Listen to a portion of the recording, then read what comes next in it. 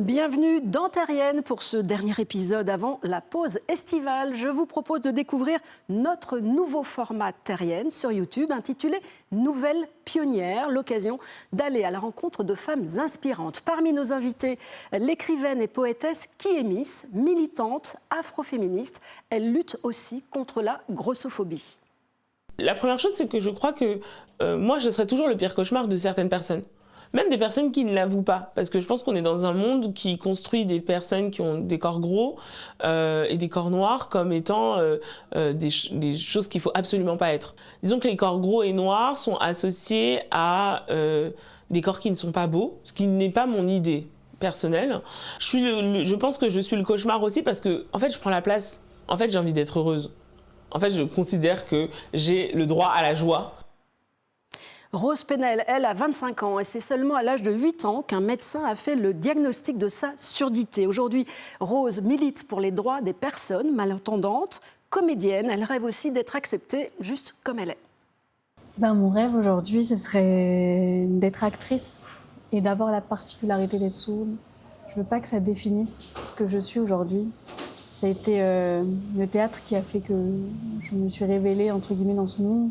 J'étais comme enfermée quand j'étais plus petite dans mon corps, j'arrivais pas à m'exprimer. Et le théâtre, ça a changé ma vie.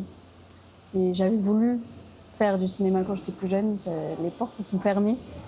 Et là, j'ai eu envie de reprendre ce rêve par la main et de me dire que je suis pas obligée de jouer dans des rôles où on attend de moi de jouer un personnage sourd.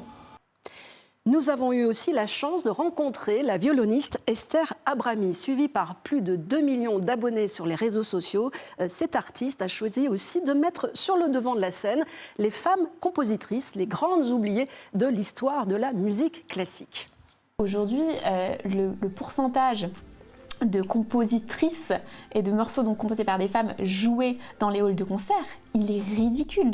Ridicule. On parlait de quelque chose, généralement c'est entre 3 et 7%, c'est vraiment complètement ridicule. Et aussi ça a été vraiment complètement consacré à l'Europe, c'est-à-dire qu'il y a aussi beaucoup de compositeurs et de compositrices hors Europe dont on a complètement oublié le nom.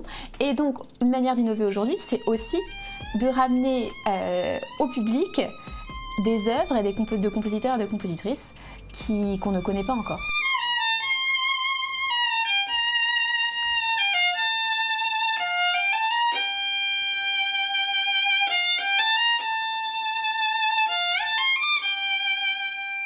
Voilà, il y a un grand merci à la Librairie des Femmes à Paris qui nous accueille très gentiment pour ces entretiens. Vous pouvez retrouver nos nouvelles pionnières, vos nouvelles pionnières sur la chaîne YouTube de TV5 Monde Info. Bel été à toutes et à tous.